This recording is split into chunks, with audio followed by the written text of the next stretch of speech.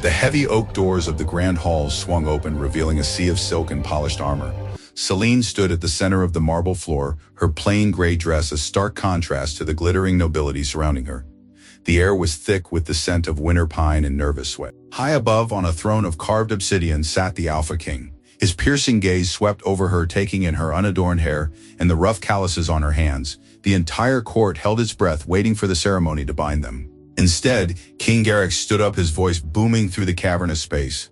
He declared coldly that a kitchen servant with dirt beneath her fingernails had no place beside a king. He told the gathered crowd that his reign required a queen of noble blood and formidable strength, not a fragile Omega suited only for scrubbing floors. The harsh words struck Selene like physical blows. Her chest tightened with a crushing humiliation as laughter rippled through the elite audience. She kept her eyes fixed on the cold stone beneath her feet, refusing to let a single tear fall. She knew the truth of her own worth. She knew the hours she spent studying the intricate chemistry of medicinal herbs while they danced in their opulent halls. Her mind was a fortress built on science and survival, not the fragile vanity they worshipped. She would not break today. She slowly lifted her chin, meeting the king's arrogant stare with a silent, unbreakable resolve before turning her back on the throne. Which country are you listening from? Please comment below. I would love to know how far this story reaches. The heat of the royal kitchens was a living, breathing beast that swallowed the weak and chewed them into dust. Massive iron cauldrons boiled with thick stews, sending clouds of greasy steam rolling across the soot-stained ceiling. The roaring hearths devoured massive logs of seasoned oak, spitting sparks and drowning out the frantic shouts of the head cooks. Selene stood at the deep stone sink, her hands plunged into scalding water as she aggressively scrubbed a giant iron roasting pan. Her shoulders ached with a deep, pulsing exhaustion that had settled into her very bones. The coarse fabric of her servant dress clung to her sweating back, a harsh reminder of her new reality. Just 24 hours ago, she had stood in the grand hall, wrapped in the fleeting hope of the mating ceremony. Now she was buried in the underbelly of the castle, completely invisible to the glittering world above. The other servants moved around her like frightened mice, keeping their heads down and their voices low. They whispered about the king's cruel rejection, casting pitying glances at her hunched form. Selene ignored them. Pity was a useless emotion. It did not scrub the grease from the iron, and it certainly would not forge a path out of this hell. She channeled her lingering humiliation into the rhythm of her labor. Every scrape of the coarse brush against the metal was a silent rebellion against the Alpha King and his narrow-minded court. As the hours dragged on, the chaotic symphony of the kitchen faded into a dull hum in the back of her mind. Selene allowed her intellect to take over, transforming the grueling manual labor into a canvas for her thoughts. She watched the plates of food being prepared for the high lords and ladies. Her sharp, analytical eyes cataloged everything. She noticed that Lord Kale requested extra raw meat despite his recent bouts of severe lethargy, a clear sign of liver distress that the royal physicians completely missed. She observed the heavy use of nightshade spices in Lady Alara's wine, a reckless indulgence that was slowly poisoning her nervous system over time. The nobility paraded around in their silk and armor, boasting of their supreme lupine strength, yet they were blind to the basic biology tearing them apart from the inside. Selene found a quiet, twisted satisfaction in this knowledge. The Alpha King had called her weak. He had looked at her unadorned face and lowly status and deemed her nothing more than a fragile Omega. He did not realize that true power did not always roar from a throne.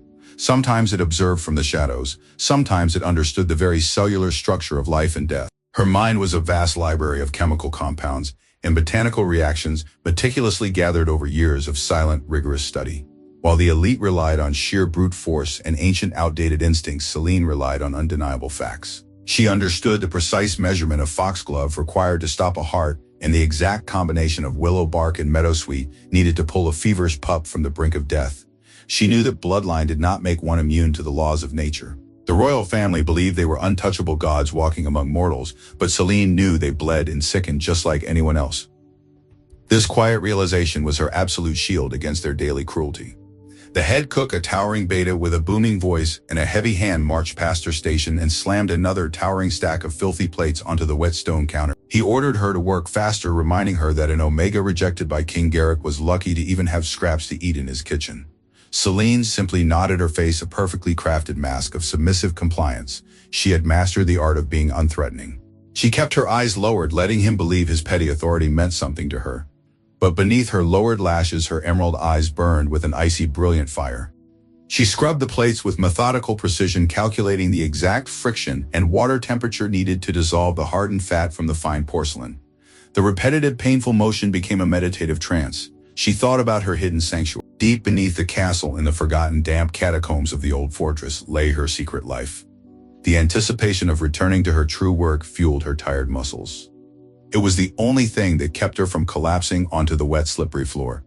As the evening rushed forward, the kitchen grew even more chaotic. Elaborate sugar desserts and roasted game were carried out in an endless procession to feed the ravenous courtiers above. Selene worked until her knuckles bled and her fingers pruned into raw, sensitive flesh. The scalding water bit into the small, fresh cuts on her hands, but she welcomed the sharp sting. It grounded her. It reminded her that she was alive and entirely capable of enduring pain that would shatter the delicate ladies of the court.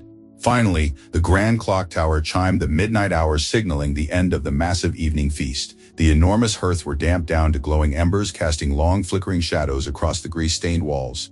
The exhausted kitchen staff slowly dragged themselves toward the cramped servant quarters, desperate for a few hours of sleep before the brutal cycle began again at dawn. Selene dried her raw hands on her stained apron, feeling the familiar heavy ache in her lower back. She moved with the slow, deliberate steps of a defeated Omega, blending perfectly into the herd of tired servants. She followed them down the narrow, winding corridors, pretending to head toward her assigned cot in the crowded sleeping hall. But as the group passed a dark intersection of the lower tunnels, Selene seamlessly slipped away. She melted into the thick shadows, moving with a silent grace born of years of constant evasion. The air grew instantly colder, down here far from the stifling, oppressive heat of the ovens. The damp scent of ancient stone and earthy moss filled her lungs, clearing the thick, greasy fog from her head. She navigated the pitch-black corridors by memory alone, her heart beginning to beat with a steady, powerful rhythm. The crushing humiliation of the grand hall and the exhausting labor of the kitchen completely washed away, leaving only the sharp, brilliant core of her true self. She approached a heavy iron-bound door completely hidden behind a massive stack of rotting wine barrels and forgotten debris. She glanced over her shoulder, her breath misting in the freezing underground air, ensuring no one had followed her into the desolate depths. Tonight, she was exceptionally close to a chemical breakthrough she had been working on for agonizing months. She pressed her bruised and bleeding hands against the cold, rough wood, pushing the heavy door open and stepping into the only place in the entire kingdom where she was truly a queen. The heavy iron door groaned softly as Selene pushed it shut, sealing herself inside the damp, forgotten chamber. She stood still for a moment, letting her eyes adjust to the pitch-black space. The air here was incredibly cold, but it smelled beautifully of dried sage, crushed pine needles, and sharp metallic copper. It was the scent of pure, unadulterated science. She reached into the pocket of her stained apron, retrieving a single flint and a small wax candle. With a quick strike, a tiny golden flame flickered to life, casting long dancing shadows against the curved stone walls. The dim light revealed her greatest achievement. This abandoned cellar deep beneath the castle foundations had been slowly transformed over 3 grueling years into a sophisticated botanical laboratory. Stolen wooden crates served as her sturdy workbenches. Rows of meticulously cleaned glass vials scavenged from the trash of the royal apothecaries lined the makeshift shelves. Bundles of rare medicinal herbs hung upside down from the ceiling, their roots carefully preserved to retain maximum potency. There was no magic here. There were no glowing runes or mystical chants to heal the wounded. There was only raw data, rigorous observation, and the relentless pursuit of chemical truth. She took a deep breath, feeling the familiar safety of her hidden sanctuary wrap around her bruised spirit like a warm, heavy blanket. Selene moved to her central workbench, her exhausted muscles instantly relaxing as she entered her element. She gently placed the candle beside a large brass mortar and pestle she had traded a month's worth of bread rations to obtain. Her bruised fingers traced the smooth, worn rim of the brass. This was her true battleground. She pulled a thick, leather-bound journal from beneath a loose floorboard, its pages completely filled with dense, hand-drawn diagrams of plant cellular structures and precise mathematical formulas. She opened it to a heavily dog-eared page detailing her current obsession. She was attempting to isolate the active alkaloid compound in a highly toxic root known as shadow weed, a perilous undertaking that required absolute precision. The royal physicians considered the plant entirely useless, a deadly nuisance that choked the outer castle gardens and killed careless livestock during the harsh winter months. But Selene had observed the root's thick sap, coagulating blood outside the body with terrifying speed.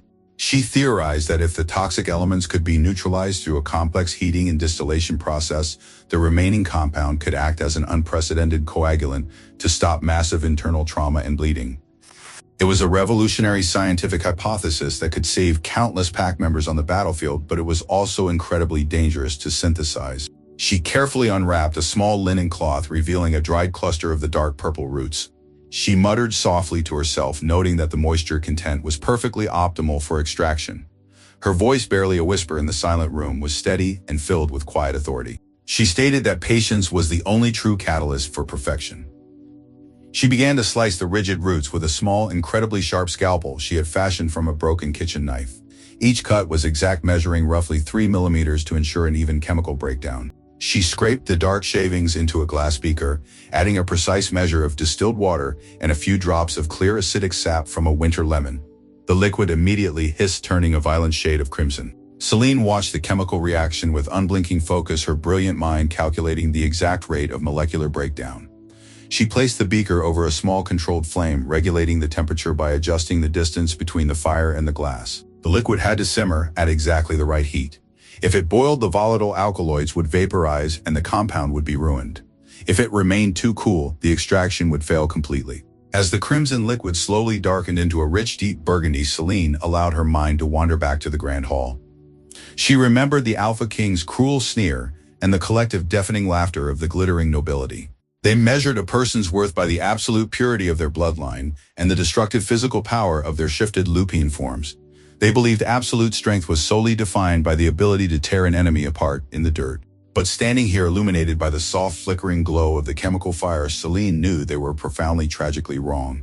True power was the ability to control the very building blocks of biology and anatomy. True power was understanding that a single precise drop of this purified serum could bring the mighty Alpha King to his knees in agony or pull him safely back from the edge of the abyss. She whispered softly into the quiet, damp dark, stating that they could keep their jeweled crowns and their empty grand titles because she held the ultimate keys to their physical mortality. The thought was deeply, profoundly empowering, washing away every lingering sting of her brutal public humiliation.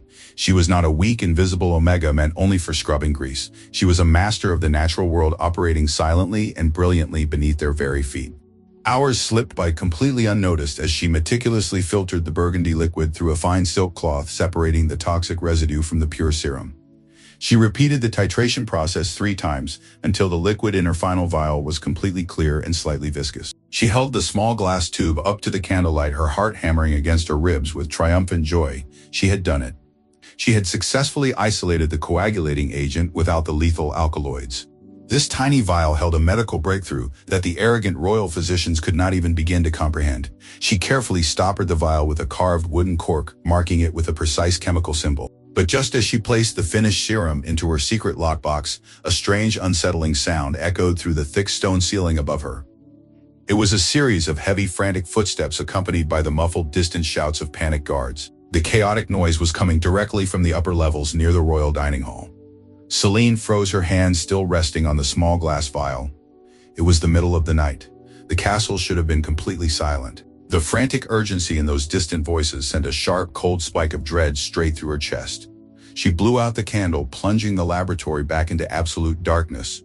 She stood perfectly still, holding her breath and listening to the chaos erupting above her. Something catastrophic had just happened to the royal family. The pitch-black darkness of the underground laboratory pressed against Selene as she listened to the muffled screams echoing from the upper castle. The frantic pounding of heavy boots against the stone ceiling sent a violent tremor straight through her bones. Her breathing grew shallow and rapid. This specific sound of panic and armored men marching through the night triggered a deeply buried terror. The freezing damp air of the cellar suddenly vanished, replaced by the sharp, suffocating memory of thick black smoke and burning parchment. She was no longer a young woman hiding beneath the royal keep.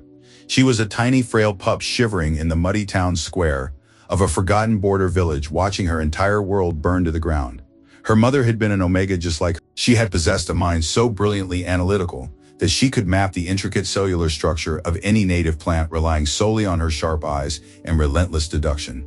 They had run a small apothecary, a quiet haven of genuine healing amidst a brutal society that only respected violence. Her mother had taught her that the world was not governed by the whims of the moon goddess, but by the reliable, predictable laws of chemistry and biology. Every evening, by the light of a single tallow candle, she would pull Selene onto her lap and trace the complex diagrams of anatomy in her thick leather journals. She whispered that knowledge was the only true weapon an omega could wield against the fangs and claws of the ruling class. Selene had listened with wide, adoring eyes, absorbing every chemical formula and botanical remedy with a hungry, brilliant mind. They were happy in their quiet, invisible corner of the world, but intellect in the hands of the oppressed was always viewed as a dangerous weapon by the oppressed. The memory shifted, becoming jagged and painful. It had been the middle of a brutal winter when the local Alpha Lord barged into their small apothecary demanding an immediate cure for a persistent lung infection. Her mother had carefully prepared a potent extract of white willow and lungwort. She explicitly warned the arrogant lord that the medicine was highly concentrated. She told him he must only take one small spoonful a day, or the chemical balance would overwhelm his liver and cause violent seizures. But the Alpha Lord, blinded by his own perceived physical superiority and insulted by the idea of following the strict instructions of a lowly Omega, ignored her completely. He consumed the entire vial in a single night, believing his immense lupine strength could easily metabolize the dosage. The biological laws of toxicology did not care about his noble blood. His body violently rejected the massive overdose, exactly as her mother had scientifically predicted. He collapsed into terrifying convulsions, his organs shutting down under the heavy chemical strain. Instead of admitting his foolish mistake, the Lord sent his armored guards to drag her mother out into the freezing mud. They accused her of intentional poisoning. They claimed her advanced botanical knowledge was dangerous, unnatural witchcraft. They refused to listen to the simple, undeniable science behind the dosage. They only saw an Omega who dared to hold the power of life and death over an Alpha. Selene pressed her back against the cold stone wall of her laboratory, wrapping her arms around her chest as the memory of that night threatened to consume her. She could still hear the horrifying sound of shattering glass as the guards destroyed the apothecary. They dragged her mother's heavy leather journals, her lifetime of meticulous research, and threw them into a massive bonfire in the center of the village square. Selene had screamed, fighting against the heavy hands of a guard who held her back as her mother knelt in the freezing mud, weeping not for herself, but for the loss of the irreplaceable knowledge. The Lord had ordered a brutal public lashing, declaring that no Omega should ever be permitted to study medicine or read anything beyond a simple recipe book. The physical punishment was severe, but it was the destruction of her life work that truly shattered her mother's spirit. The infection of her untreated wounds, combined with a broken heart, took her life before the snow began to melt. On her deathbed, she had pulled Selene close, pressing a single salvage page of a chemical formula into her small hands. She told Selene in a raspy, fading voice to hide her mind. She told her that the world was not yet ready for an Omega who understood the deep mechanics of nature. She made Selene promise to keep her brilliance completely hidden until the exact moment when the elite were entirely dependent on it for their very survival. Hide in the shadows, her mother had whispered, until they are drowning in the dark, and you're the only one holding the light. Selene opened her eyes, pulling herself violently back into the present reality. Her breathing slowed, her rapid heartbeat steadying into a calm, rhythmic pulse. The horrific memory of the flames always grounded her. It reminded her exactly why she wore the mask of the dull, obedient kitchen servant. It reminded her why she swallowed their daily insults and scrubbed their filthy floors without complaint. If they knew what she was capable of doing in this underground laboratory, they would burn her just as they had burned her mother. She had sworn to protect her intellect at all costs. But the frantic, muffled screams from the upper levels were growing significantly louder and more desperate. She could hear the distinct, terrifying word poison echoing down the stone ventilation shafts. The royal physicians were panicking. Someone of immense importance was dying, and the elite healers, with all their arrogant posturing and reliance on brute lupine healing factors, had absolutely no idea how to stop it. Selene's sharp mind immediately began categorizing the potential toxins based on the fragmented shouts echoing through the walls. She knew she should stay hidden. She knew she should simply walk back to the crowded servant quarters and pretend to be asleep, protecting the promise she made to her dying mother. But the undeniable pull of her scientific curiosity and the desperate cries for a cure ignited a fierce, unstoppable fire in her blood. She grabbed her leather medical satchel, her emerald eyes narrowing with intense calculation in the absolute darkness. She stepped toward the heavy iron door, ready to walk directly into the jaws of the beast. Selene sprinted up the narrow spiral staircase, her worn leather shoes making barely a sound against the cold, damp stone. The frantic echoes of terror grew louder with every step, pulling her higher into the heart of the castle. She reached the hidden servant corridor that ran parallel to the grand dining hall. A thick velvet curtain concealed a carved wooden grate that allowed the kitchen staff to monitor the feasts unseen. Selene pressed her face against the ornate wooden lattice, peering into the brightly lit cavernous room. The scene unfolding before her was one of absolute, unprecedented chaos. The long, heavy oak tables were overturned, spilling roasted meats and rivers of dark red wine across the pristine marble floor. The glittering nobility, who usually stood so tall and arrogant, were now scattered like frightened sheep, their silk garments stained and torn in their panic. In the very center of the room, surrounded by a circle of terrified guards, lay the Alpha King. The massive, formidable ruler who had coldly rejected her just hours ago was writhing on the floor, gasping desperately for air. His powerful hands clawed at his own throat, his face contorted in a mask of sheer agony.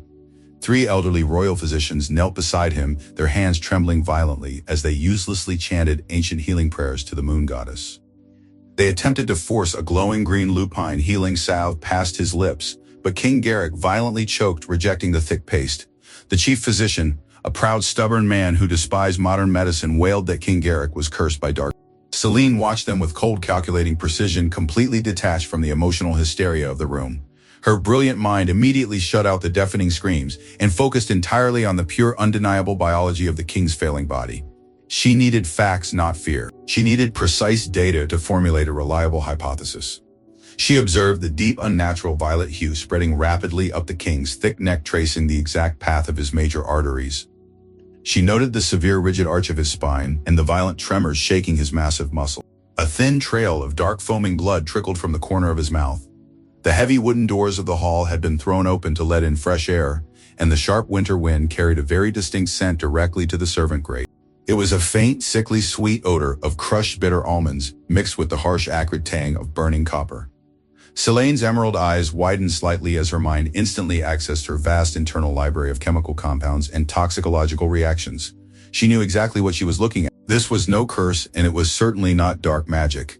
It was a meticulously crafted botanical poison designed to bypass lupine immunities. It was an incredibly rare synthesis of deep forest widow root and fermented blue oleander sap. The widow root acted as a rapid paralytic agent, locking the muscles and preventing the lungs from drawing in oxygen. The blue oleander was the silent killer, shutting down the cardiovascular system completely unnoticed while the body fought the paralysis. It was a brilliant, terrifyingly precise chemical weapon designed by someone who understood lupine anatomy on a profound microscopic level. The standard lupine healing factor was entirely useless against it because the poison actively used the rapid lupine blood flow to accelerate its own distribution. The harder the king's heart pumped, the faster the poison devoured his major organs. The royal physicians were essentially watching him die, and their primitive glowing salves were doing absolutely nothing to stop the deadly chemical cascade happening beneath his skin. The chief physician stood up, his hands covered in the king's dark blood, announcing to the horrified court that the Alpha King's heart was failing, and that no earthly medicine could save him now.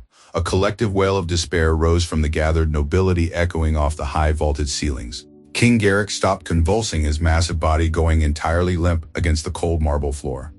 The deep violet color was rapidly overtaking his face, signaling total oxygen deprivation. He had less than 3 minutes before his brain suffered irreversible, catastrophic damage. Selene stood frozen behind the wooden lattice, her fingers gripping the carved wood so tightly her knuckles turned entirely white. Her medical satchel felt incredibly heavy against her hip. Inside, she carried the exact knowledge required to synthesize a potent counter. She knew the precise combination of charcoal binding agents and rapid stimulants needed to shock his heart back into rhythm and neutralize the oleander sap. She stared at the dying king, remembering his cruel, mocking words echoing through this very hall earlier that day. He had called her weak. He had publicly humiliated her, declaring her entirely unfit to stand by his side. If she did nothing, he would die, and the cruel elite society that tormented her would lose its strongest pillar. It would be a poetic, silent revenge, perfectly executed without her lifting a single finger. She could simply walk away, returning to the shadows and preserving the promise she made to her dying mother. But as she watched the physicians weeping uselessly, she felt a sudden, overwhelming surge of fierce intellectual pride. She was a scientist. She was a healer born of harsh reality and undeniable truth. Allowing a complex biological puzzle to defeat her, allowing a man to die simply because the people around him were too ignorant to understand basic chemistry, went against the very core of her being. The poison was a direct challenge to her brilliant mind, and she absolutely refused to let it win. Selene let go of the wooden lattice, making a drastic decision that would permanently destroy her invisible, quiet life. She turned away from the velvet curtain, breaking into a desperate, reckless sprint back toward her underground laboratory to brew the impossible cure before the clock ran out. Selene flew down the dark, winding staircases, her lungs burning with every frantic breath. She crashed through the heavy iron door of her hidden laboratory, barely registering the freezing damp air. Time was a rapidly tightening noose. She had less than 2 minutes to synthesize a counteragent that usually took an hour of careful titration. She struck a match against the stone, her hands completely steady despite the terrifying adrenaline coursing through her veins. The small candle flared, illuminating the rows of glass vials and dried herbs. She snatched a large brass mortar, throwing in a handful of activated weeping willow charcoal. This was the absolute foundation of her antidote, designed to immediately bind with the fermented oleander sap and halt the chemical absorption in the king's digestive tract. She ground the charcoal into a perfectly fine black dust, her muscles straining with the intense violent effort. Next, she needed a massive vascular stimulant to force his failing heart back into a stable rhythm. She grabbed a sealed glass jar containing dried bloodleaf, a rare crimson herb known for its intense sudden thermogenic properties. She tossed 3 precise leaves into the black powder, crushing them together until the mixture turned a dark bruised purple. She swept the powder into a small glass beaker, adding exactly 2 ounces of distilled water and a single drop of highly concentrated snake venom extract. The venom was the dangerous catalyst required to shock the lupine nervous system and bypass the paralysis locking his muscles. The dark liquid hissed, violently bubbling and emitting a sharp acidic vapor. Selene swirled the beaker with absolute precision, her brilliant mind counting the exact seconds of the chemical reaction. 110, 115. The liquid suddenly stabilized, turning a clear, crystalline amber. The synthesis was perfectly complete. She drove a wooden cork into the vial, grabbed her leather satchel, and sprinted back into the dark corridor. The castle was in total, absolute uproar. Panicked guards ran blindly through the hallways, their armor clashing as they searched for non-existent assassins. Selene ignored them all, weaving through the chaos like a silent, invisible ghost. She knew the royal physicians would have immediately moved King Garrick to his private chambers, a desperate attempt to hide his weakness from the lower nobility. She reached the heavy oak doors of the royal wing, finding them completely blocked by a solid wall of towering elite guards. Their spears were crossed, barring entry to anyone. The chief physician stood outside the doors, his face pale and defeated, announcing to the captain of the guard that King Garrick was taking his final breaths and that no one must disturb his passing. Selene did not stop. She did not hesitate or lower her eyes in submission. The quiet, obedient kitchen servant was entirely gone, replaced by a fierce, commanding force of nature. She pushed straight through the line of heavily armored guards, her sudden aggressive movement catching them completely off guard. The captain shouted a furious order, reaching out to grab her rough linen dress. Selene spun around, her emerald eyes blazing with an intense, terrifying authority that stopped the massive alpha warrior dead in his tracks. She stated in a cold, commanding voice that if they wanted their king to survive the next 60 seconds, they needed to step aside immediately. She told them the physicians were entirely wrong and that King Garrick was not cursed, but chemically poisoned. She held up the vial of amber liquid, declaring it was the only chemical compound capable of neutralizing the widow root, paralyzing his lungs. The sheer absolute certainty in her voice paralyzed the guards. They had never seen an Omega speak with such undeniable, commanding power. Before they could recover their wits, Selene shoved past the captain and kicked the heavy bedroom doors open. The king's massive bedchamber was suffocatingly hot and thick with the smell of useless burning incense. King Garrick lay motionless on the massive bed, his skin a terrifying shade of deep bruised purple. His chest was completely still. 3 physicians knelt beside the bed, weeping loudly. Selene marched straight toward the bed, shoving the chief physician aside with a harsh thrust of her shoulder. The old man gasped in outrage, screaming for the guards to arrest the mad servant. Selene ignored his frantic yelling. She leaned over the massive dying Alpha King, her hands moving with rapid, practiced precision. She pried his rigid lockjaw open with her strong calloused fingers. His skin was freezing, entirely devoid of the usual burning lupine heat. She unstoppered the glass vial and poured the clear amber liquid directly down his throat, massaging his neck to force the swallow reflex. The room fell into a deathly, terrified silence. The guards stood frozen in the doorway, holding their breath. For 10 agonizing seconds, absolutely nothing happened. The chief physician sneered, stating that the foolish Omega had simply drowned a dying man. But Selene stood tall, her eyes fixed completely on the biological indicators of the king's neck. She knew the exact chemical timeline of the bloodleaf stimulant. Suddenly, the king's massive chest heaved upward violently. A horrific wet gasp tore from his throat, echoing loudly in the silent room. His eyes snapped open, the pupils blown entirely wide as the chemical catalyst shocked his failing heart back to life. He arched off the mattress, a violent full-body tremor shaking the heavy wooden bed frame as the activated charcoal immediately bound the lethal toxins in his blood. His deep purple skin slowly began to flush with angry red heat as oxygen rapidly flooded back into his starved organs. He collapsed back against the pillows, taking deep, desperate, agonizing breaths. The lethal paralysis was broken. The unstoppable Alpha King was alive. The entire room stared at the lowly kitchen servant in absolute silent shock, realizing she had just accomplished an impossible medical miracle. Selene looked down at the violently panting king, knowing her invisible life was permanently destroyed and that the true dangerous game had only just begun. The heavy silence in the royal bedchamber was broken only by the harsh, ragged sound of the Alpha King's breathing. The deep purple discoloration was slowly receding from his skin, replaced by a pale, exhausted gray. His massive chest rose and fell in a steady rhythmic motion that proved the chemical antidote was actively stripping the paralyzing toxins from his bloodstream. Selene stood perfectly still at the edge of the massive carved bed. She did not tremble or bow her head like a common servant. Her emerald eyes were fixed intensely on the pulse point at the base of his thick neck, counting the beats to ensure the bloodleaf stimulant was not overpowering his weakened heart. The three royal physicians remained frozen in the corner of the room, their faces pale with profound humiliation and terror. They had just watched a lowly Omega from the kitchen perform a medical miracle using completely unknown methods while their ancient prayers and glowing salves had done absolutely nothing. King Garrick groaned softly, his thick, dark eyelashes fluttering as consciousness slowly fought its way back into his mind. The intense burning agony in his chest had faded into a dull, heavy ache. He forced his heavy eyelids open, his blurred vision slowly coming into sharp focus. The first thing he saw was not the grand painted ceiling of his royal chamber or the faces of his loyal guards. You're listening to this story on the Alpha King Secrets channel. Are you enjoying today's story? Let us know what you think in the comments below. Now, let's get back to the story. The first thing he saw was a stained coarse linen apron and a pair of bruised, calloused hands resting calmly on the edge of his mattress. He slowly tilted his head, looking up into the unblinking emerald eyes of the very woman he had cruelly, publicly humiliated just hours before. Selene looked down at him with an expression of pure clinical detachment. There was no fear in her eyes and absolutely no reverence for his royal title. She was simply observing a biological specimen that had successfully survived a toxicological crisis. King Garrick tried to speak, but his throat was incredibly dry and raw from the venom and the chemical vapor. He managed to push out a rough, gravelly demand, asking what had happened to him and why the kitchen servant was standing over his bed. The chief physician immediately rushed forward, attempting to salvage his ruined pride.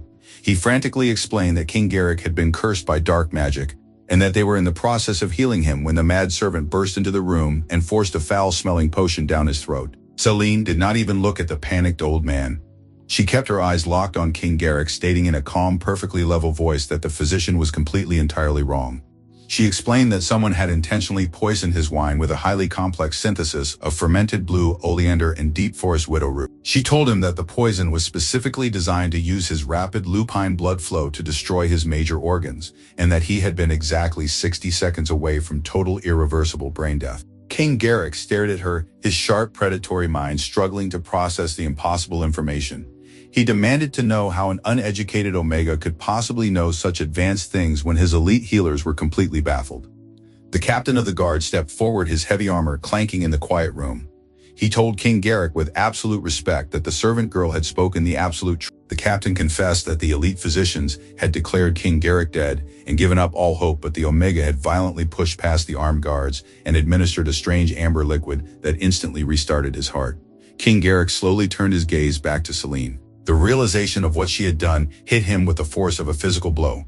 He had cast her out, declaring her entirely worthless and weak because she lacked noble blood and lupine strength. Yet this fragile, invisible servant possessed an intellect so vastly superior to his entire court that she had effortlessly snatched him back from the jaws of death. A strange, intense tension settled over the bedchamber.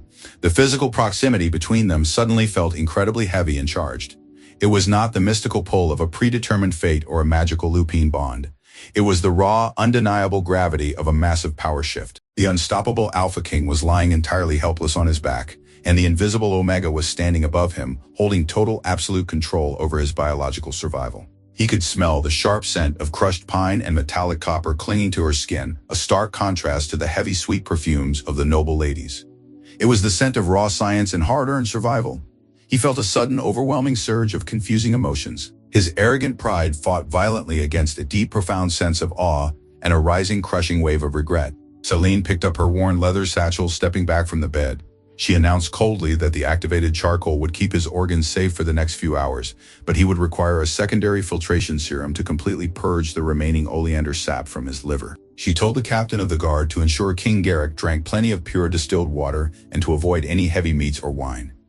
She then turned her back on King Garrick, completely ready to walk out the door and return to her miserable kitchen duties. She had saved his life, resolving the biological puzzle that challenged her intellect, but she had no desire to linger in a room filled with the people who despised her existence.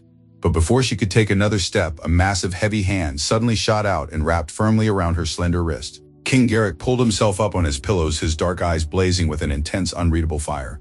He stated in a voice that commanded absolute obedience that she was not returning to the kitchens. He declared that from this exact moment forward, she was his exclusive personal physician, and she would not leave his side until the poison and the traitors who brewed it were entirely completely destroyed. The heavy oak doors of the royal chamber remained firmly shut, isolating King Garrick from the chaotic panic of the castle outside. He leaned back against the massive velvet pillows, his vast strength slowly returning as the strange chemical serum scrubbed the lethal poison from his veins. He watched the scene unfolding at the foot of his bed in absolute silence. The three elite royal physicians, men who had held unquestioned authority over the health of the kingdom for decades, were currently standing like scolded pups. Facing them stood Selene. She still wore her grease-stained kitchen apron, and her hands were heavily bruised from hours of grueling labor. Yet the dynamic in the room had completely shifted. She was no longer the invisible submissive Omega, shrinking into the shadows. She stood with her spine perfectly straight, her chin held high as she dismantled their ancient healing methods with ruthless scientific precision. Her voice was a calm, steady river of logic flowing effortlessly over their primitive, superstitious beliefs. She did not need the booming roar of an alpha to command absolute attention. Her intelligence alone was enough to dominate the massive royal chamber. The chief physician stammered foolishly, attempting to argue that the king's sudden recovery was a delayed result of their glowing mystical salves. Selene did not raise her voice or show any anger. She simply stated facts. She explained the molecular structure of the widow root poison, detailing exactly how it bound to the red blood cells and triggered massive cardiovascular failure. She described the precise thermodynamic reaction required to activate the weeping willow charcoal and neutralize the fatal alkaloids. The physician stared at her with blank, uncomprehending eyes, completely lost in the face of her advanced biological vocabulary. King Garrick listened carefully to every word she spoke. His sharp, predatory mind processed the immense, undeniable truth standing before him. He had spent his entire life valuing physical dominance the size of a wolf and the purity of a bloodline. He had believed that true power only manifested in bared fangs and broken bones on the battlefield. He had structured his entire society around the simple barbaric concept that physical strength equaled divine right. But as he watched this fragile Omega systematically destroy the greatest medical minds of his generation using nothing but raw intellect and undeniable evidence, his entire worldview violently collapsed. He realized that true absolute power was the ability to control the unseen forces of nature, to manipulate the very chemical bonds that held life together. A heavy, suffocating weight began to settle deep within the king's chest, and it had nothing to do with the lingering effects of the poison. It was the crushing, agonizing realization of his own profound ignorance. He remembered the grand hall just hours earlier. He remembered looking down from his obsidian throne and seeing only a plain, dirty kitchen servant entirely unworthy of his attention. He remembered the cold, cruel words he had spoken publicly, humiliating her in front of the entire glittering court. He had blindly, arrogantly thrown away the single most brilliant mind in his entire kingdom, simply because she did not fit his narrow, outdated definition of strength.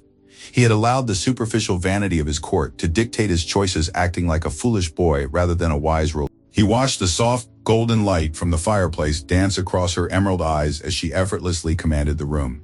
She was magnificent. Her intellect was a vastly superior weapon compared to any sword or fang he possessed. The realization struck him with the violent force of a physical blow, shattering his pride into 1,000 useless pieces. The intense shame burned hotter in his veins than the toxic oleander sap ever could. He noticed the deep raw blisters on her fingers and the dark, heavy circles under her eyes. These were the brutal physical scars of the miserable life he had forced her to endure in the blistering heat of the castle kitchens. He had ordered her to scrub floors and boil heavy cauldrons, completely blind to the fact that those same bruised hands possessed the delicate, precise skill to synthesize a miraculous medical cure. He felt a sudden, intense surge of self-disgust. He had allowed his kingdom to rot from the inside out, valuing the pure bloodlines of treacherous nobles while completely ignoring the immense hidden potential of the lower classes. The elite nobility he surrounded himself with were nothing but empty, beautiful shells plotting treason and pouring poisoned wine. But the Omega he had discarded, the woman he had cast down into the dirt, was the only one possessing the genuine power to save him. She had absolutely every reason to let him die. She had every right to turn her back on the kingdom that had showed her nothing but endless cruelty and senseless violence. She could have stayed hidden in the shadows, watching him choke on his own arrogant mistakes, and no one would have ever known. Yet she had risked her own life, exposing her dangerous hidden intellect to save the very man who had broken her spirit. That level of deep, profound mercy required a mental and emotional strength that far surpassed the raw, aggressive power of any alpha warrior. King Garrick slowly closed his eyes, the weight of his monumental error pressing down on his soul. He had failed her completely, not just as a mate but as a ruler who claimed to protect all members of his pack. When he opened his eyes again, the blinding arrogance that had clouded his vision for years was permanently gone. He stared at Selene, knowing that a simple apology would never be enough to erase the deep trauma he had inflicted upon her. He would have to earn her forgiveness through action. He would have to tear down the very foundation of the elite society that had blinded him and build a new world where her brilliant mind could shine without fear. He watched her finish her complex chemical explanation, leaving the royal physicians entirely speechless and thoroughly defeated. They bowed their heads in deep humiliation, slowly backing out of the grand bedchamber and leaving King Garrick alone with the kitchen servant. The heavy wooden doors clicked shut, sealing them together in the quiet room. The slow burn of profound respect and deep awakening attraction ignited in his chest, completely replacing his former arrogance. He knew the path forward would be incredibly dangerous, with unseen traitors lurking in the shadowy corridors of his castle. But he also knew with absolute unshakable certainty that he would never let her out of his sight again. She was the cure to his poisoned body and the absolute savior of his ruined mind. The royal kitchens were completely silent except for the soft crackle of dying embers in the massive stone hearths. Selene sat alone at the long wooden preparation table, the faint orange light casting long shadows across her exhausted face. The chaotic adrenaline of the day had finally faded, leaving a deep, heavy ache in her muscles. She was carefully grinding a small batch of dried chamomile and feverfew, preparing a mild, soothing tonic for her own raw nerves. The castle above her was locked down tight, swarming with armed guards searching for the traitors who had poisoned the king. But down here in the deep underbelly of the keep, she finally had a moment to process the massive tectonic shift in her reality. She had exposed her secret. King Garrick knew about her intellect, and the royal physicians were utterly terrified of her. She could never go back to being the invisible, obedient servant scrubbing grease from the roasting pans. Her mind raced with intense calculations, trying to predict the exact political fallout of her actions. She knew the elite nobility would never simply accept an Omega wielding such unprecedented power. They would view her scientific knowledge as a direct lethal threat to their ancient hierarchy. A soft, heavy footstep echoed against the damp stone floor, completely shattering the quiet atmosphere. Selene froze, her hand tightening around the heavy brass pestle.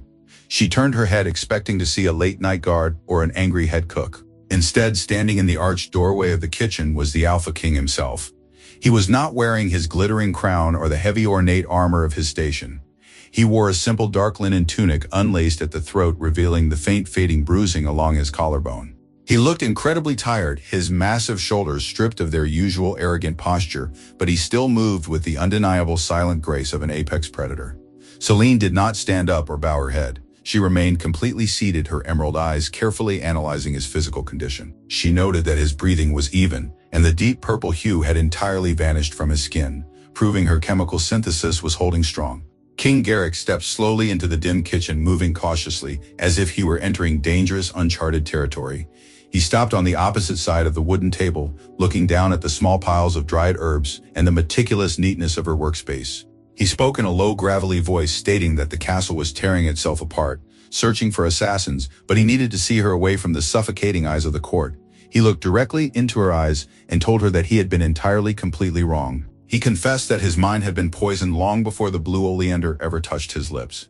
He said he had been blinded by a foolish, archaic belief that true strength was only measured by noble bloodlines and physical violence on the battlefield. He stated with deep, raw sincerity that he deeply regretted the cruel words he had spoken in the Grand Hall, and he asked for her forgiveness. Selene listened to his apology, her face a calm, unreadable mask.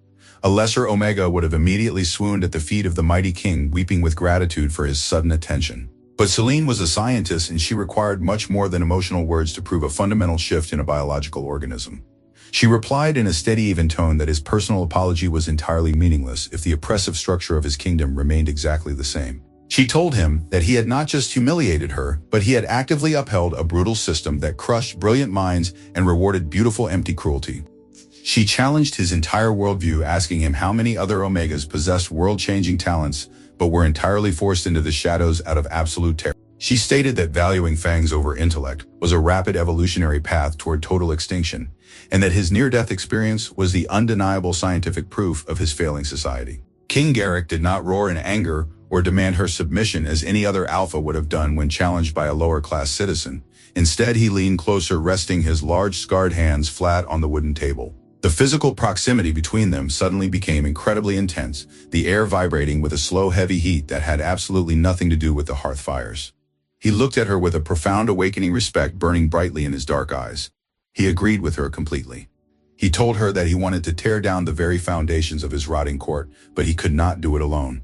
He needed her brilliant mind to help him rebuild a society based on actual truth rather than fragile vanity. He stated that she was no longer a servant but an equal partner in the dangerous war to come. Selene felt a sudden strange flutter in her chest, a deep organic reaction to his genuine vulnerability. It was a slow, burning, undeniable connection, forged not by mystical fate, but by mutual respect and shared survival. Before she could answer, a sudden sharp metallic clink echoed from the dark ventilation shaft located directly above the massive ovens. Selene's acute senses instantly picked up the distinct faint odor of burning sulfur and raw iron descending through the stone chimney. Her emerald eyes widened as her mind instantly recognized the chemical signature of a highly unstable combustible powder. She realized with terrifying clarity that the traitors had not just poisoned the wine, they had rigged the lower foundations of the castle with heavy alchemical explosives. She reached across the table, grabbing the wrist of King Garrick with bruising force, and told him to run just as a deep rumbling tremor began to shake the very walls of the kitchen. The heavy stone floor buckled violently beneath their feet as a deafening roar ripped through the ventilation shaft. A massive cloud of superheated dust and shattered rock blasted into the kitchen. Selene did not hesitate. She used her iron grip on the king's wrist to pull his massive weight toward the reinforced servant stairwell just as the ceiling above the ovens collapsed in a shower of sparks and falling debris. They plunged into the freezing darkness of the lower tunnels, the deafening echo of the explosion chasing them down the narrow corridor. King Garrick quickly regained his balance, using his massive body to shield her from the flying shrapnel as they sprinted deeper into the ancient foundations of the castle. The air grew incredibly thick with a choking scent of pulverized stone and burning sulfur. They reached a dead end where a heavy iron door stood entirely hidden behind a pile of crushed wine barrels.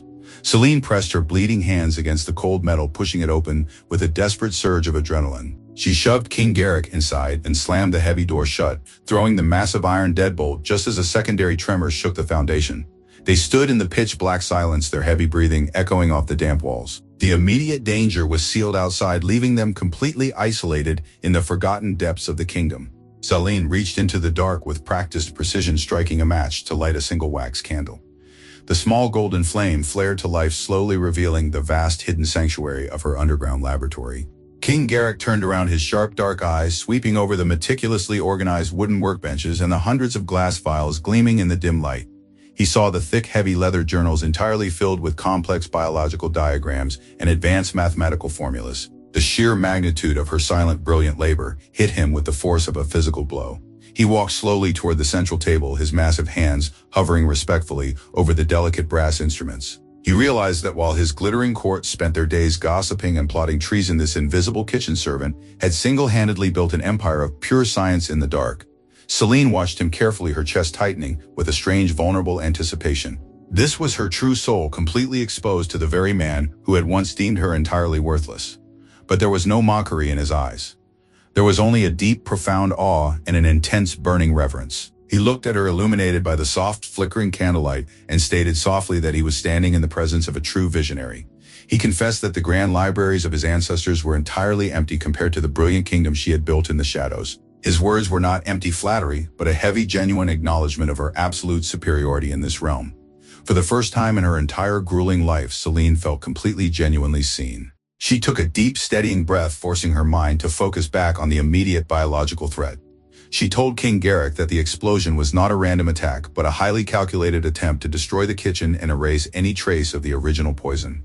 She walked over to a secure wooden lockbox, retrieving a small glass tube containing a dark purple residue she had secretly scraped from his royal wine goblet before the chaos erupted in the grand hall. She placed the delicate vial on the heavy brass testing stand, explaining in a quiet, academic tone that every botanical poison left a highly unique chemical fingerprint. She detailed how the specific mineral composition of the soil in which the herbs were grown would forever alter the cellular structure of the plant. She poured a clear reactive acid into the vial, instructing King Garrick to closely observe the imminent color shift. King Garrick leaned in close, his broad shoulder brushing gently against hers as he peered at the small glass tube. The sudden physical contact sent a warm, heavy shockwave straight through her nervous system. She could feel the immense radiating heat of his lupine body pressing into her personal space. It was a stark contrast to the freezing damp air of the underground cellar. She kept her hands completely steady, refusing to let him see how deeply his proximity affected her. King Garrick watched her hands, noting the severe blisters and calluses masking her delicate, precise movements. He felt a fierce protective instinct rising in his chest, entirely overriding his former arrogance. He wanted to take those bruised hands and elevate them, placing them in the highest halls of power, where they rightfully belonged. They watched together in intense silence as the dark purple residue violently hissed, turning a distinct sickly shade of pale yellow. Selene felt a cold, sharp spike of clarity as she recognized the exact chemical reaction playing out before them. She stated with absolute scientific certainty that the pale yellow hue proved the lethal blue oleander was grown in highly acidic soil, heavily saturated with deep iron deposits. She explained that standard castle soil would have turned the mixture a bright crimson. King Garrick immediately narrowed his dark eyes, his strategic mind rapidly catching up to her brilliant deduction. He declared in a low, dangerous rumble that the only territory in the entire kingdom with that specific harsh soil composition belonged to the ancient High Lords of House Valerius. The realization bonded them perfectly, seamlessly merging her immense scientific brilliance with his unparalleled tactical knowledge of the political landscape. They had found their traitor hiding in plain sight. King Garrick looked down at her, his dark eyes burning with a fierce, unbreakable promise. He stated that the arrogant lords of Valerius believed they had outsmarted a brute, but they had entirely failed to account for the most brilliant mind in the world. He promised her that they would tear the corrupt system down together, using her undeniable intellect as their greatest weapon. The heavy name of House Valerius hung in the cold, damp air of the underground laboratory like a physical weight. Selene watched the king's broad shoulders tense as the brutal reality of the political betrayal fully materialized in his mind. Lord Valerius was not merely a wealthy nobleman, he was the supreme commander of the king's elite royal guard.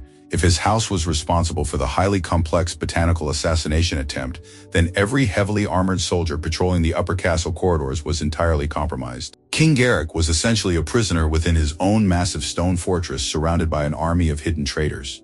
He paced the length of the cramped stone cellar, his heavy boots grinding against the dirt floor. The fierce burning anger in his chest was a palpable radiating heat, but beneath that intense lupine aggression, Selene could see the deep jagged cracks of profound betrayal. He had trusted those men with his life, and they had cowardly poured lethal oleander into his silver goblet. Because Selene did not offer him empty words of comfort. She knew that emotional platitudes were entirely useless in the face of a biological crisis. She immediately pivoted her brilliant mind toward the next. She turned back to her wooden workbench, her bruised fingers flying across her thick leather journal as she rapidly cross-referenced the chemical properties of the poison. She spoke aloud, her voice a calm, steady anchor in the swirling chaos. She pointed out that a massive, coordinated coup required absolute, flawless execution, and Lord Valerius would never leave a single variable to chance. If he intended to slaughter the Alpha King and claim the obsidian throne, he would also need to entirely neutralize the secondary loyalist faction stationed in the outer courtyard. King Garrick stopped pacing, his dark eyes locking onto her illuminated face. He asked in a low, dangerous whisper what her scientific mind was implying. Selene grabbed a small crystal vial containing water she had drawn from the castle's main underground aqueduct just hours before the evening feast. She explained that she routinely tested the water supply for agricultural impurities. She placed the vial over a small open flame, adding a precise drop of crushed silver leaf. She stated that if Valerius wanted to weaken the loyalist army without causing an immediate chaotic panic, he would use a slow-acting biological suppressant to dull their lupine instincts and drain their physical stamina. The water in the crystal vial began to boil, releasing a faint, pale green vapor. King Garrick leaned closer, his breath catching in his throat as the clear liquid violently clouded, turning a thick, murky gray. Selene looked up at him, her emerald eyes entirely devoid of fear but sharp with intense tactical calculation. She confirmed his darkest fear, stating that the entire water supply of the outer barracks had been systematically laced with a high concentration of sleeping nightshade. The loyalist soldiers were currently metabolizing a chemical compound that would completely paralyze their central nervous systems within the next few hours, leaving them entirely defenseless. The sheer immense scale of the treason was terrifyingly brilliant. It was a silent, invisible war fought with chemistry rather than swords. A heavy, suffocating silence fell over the small laboratory. King Garrick stared at the murky gray water, realizing that his absolute physical dominance was completely useless. He felt a deep, crushing wave of despair threatening to drag him under. But as he looked across the wooden table, he saw Selene standing perfectly straight.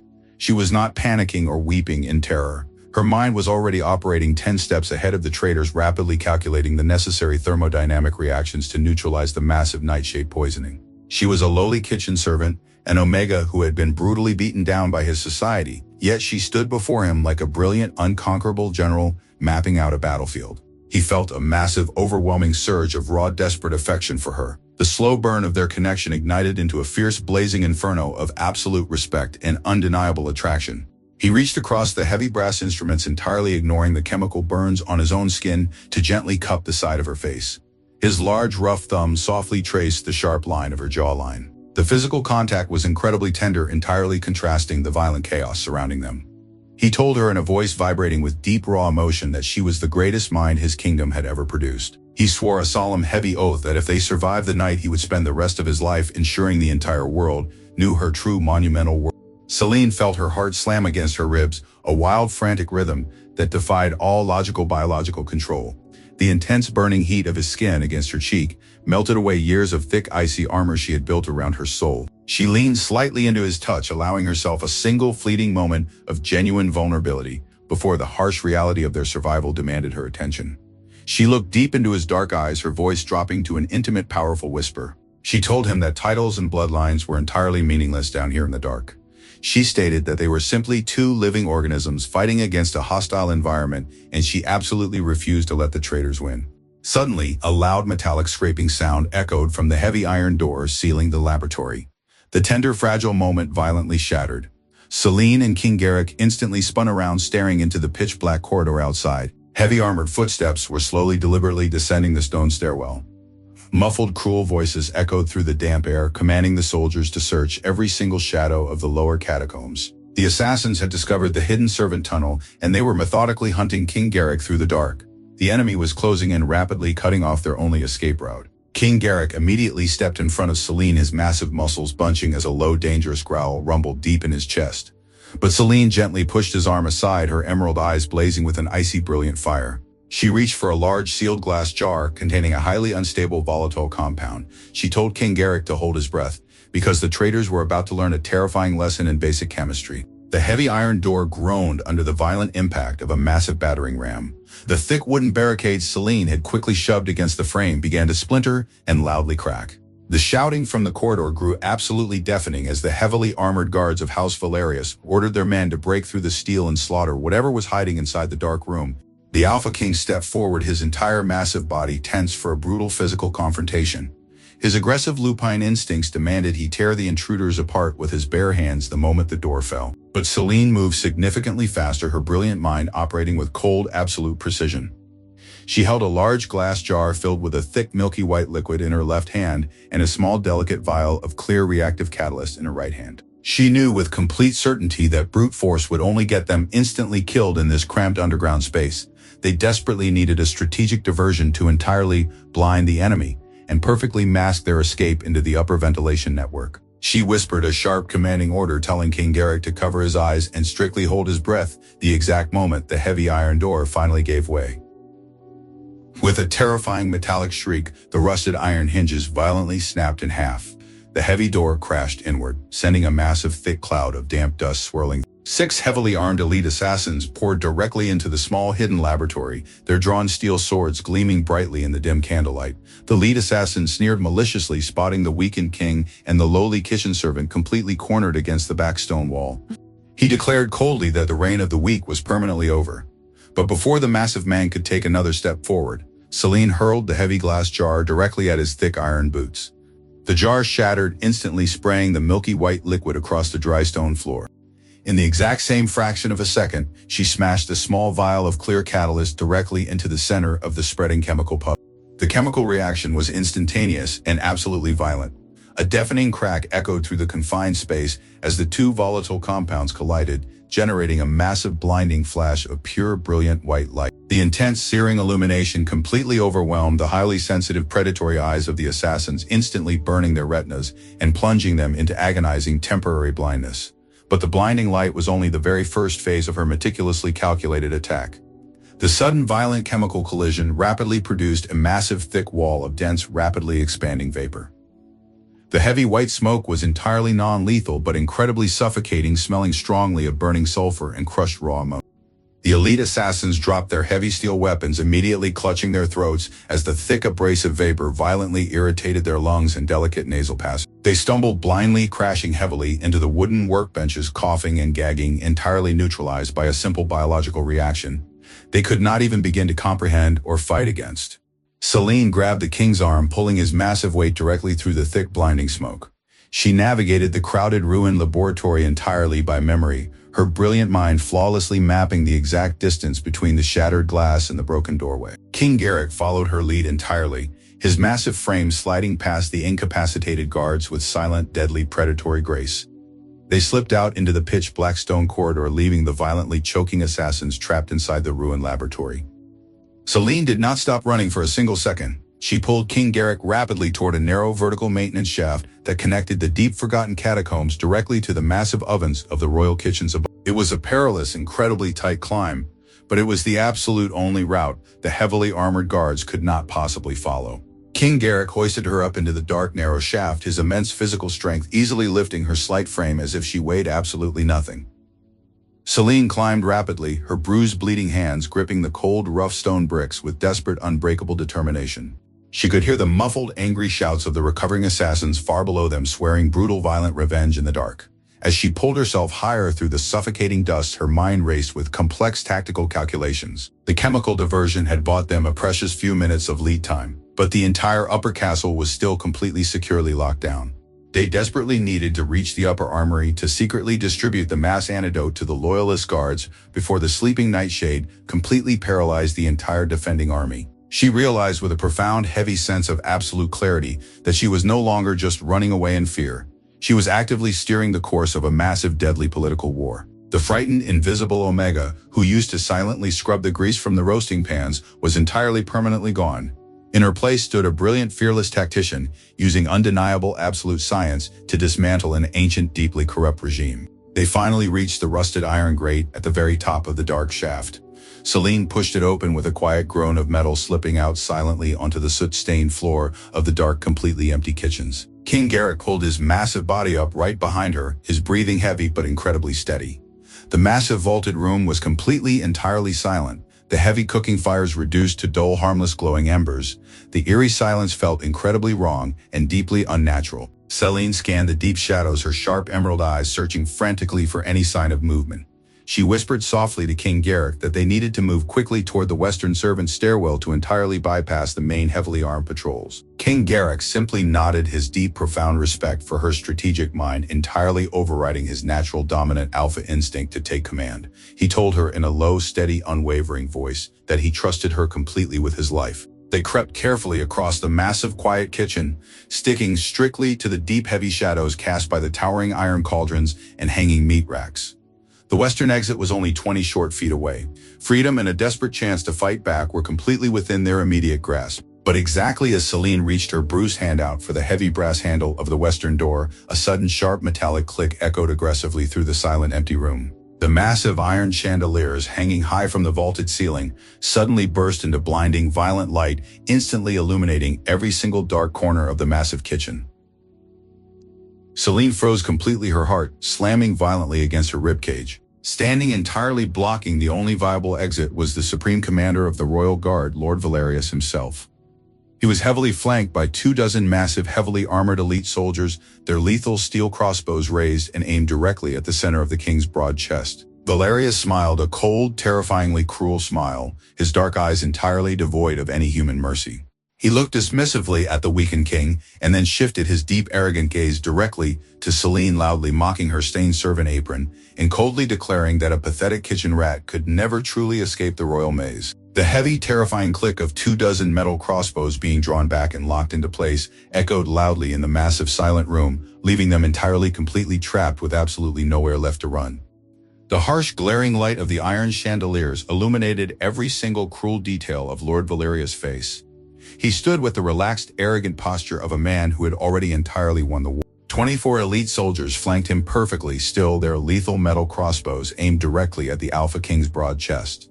King Garrick reacted with pure primal instinct, instantly stepping in front of Selene to completely shield her fragile frame with his massive body. A low, terrifying rumble vibrated deep within his chest, a sound of absolute pure lupine aggression promising violent death to anyone who dared release a string. But Valerius simply laughed, a cold, hollow sound that echoed off the vaulted stone ceilings. He mocked King Garrick, calling him a pathetic, broken beast hiding behind the stained apron of a kitchen rat.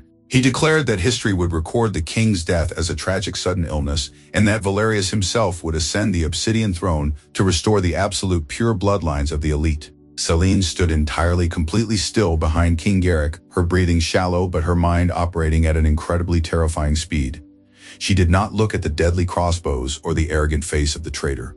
Her sharp emerald eyes were rapidly scanning the massive chaotic kitchen, mapping the exact layout of the room she had worked in for agonizing years.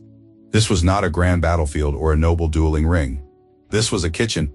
This was her absolute unquestioned domain. She understood the precise chemical and physical properties of every single item in this room. Above Valerius and his heavily armored men, suspended by thick rotting ropes, were massive canvas sacks containing hundreds of pounds of finely milled wheat flour. Directly behind the soldiers, the massive stone hearth still glowed with intense heavy embers. To the arrogant alpha warriors, flour was nothing but harmless baking dust. But to a brilliant analytical mind, highly concentrated organic particulates suspended in oxygen was a devastatingly lethal thermobaric weapon waiting for a single catalyst.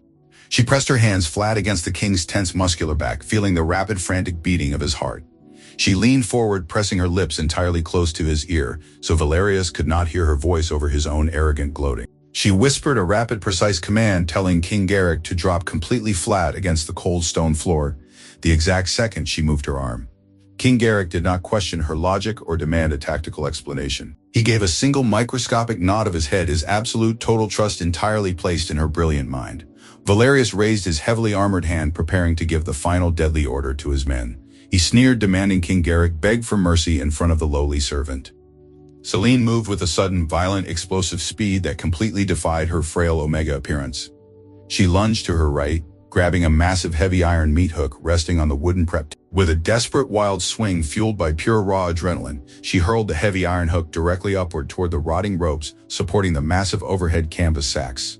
The sharp iron caught the thick rope, tearing right through the frayed fibers with a loud, violent snap. A massive torrential rain of extremely fine white flour violently cascaded down from the high vaulted ceiling, completely instantly engulfing Valerius and his elite guards in a blinding, incredibly dense cloud of airborne particulate.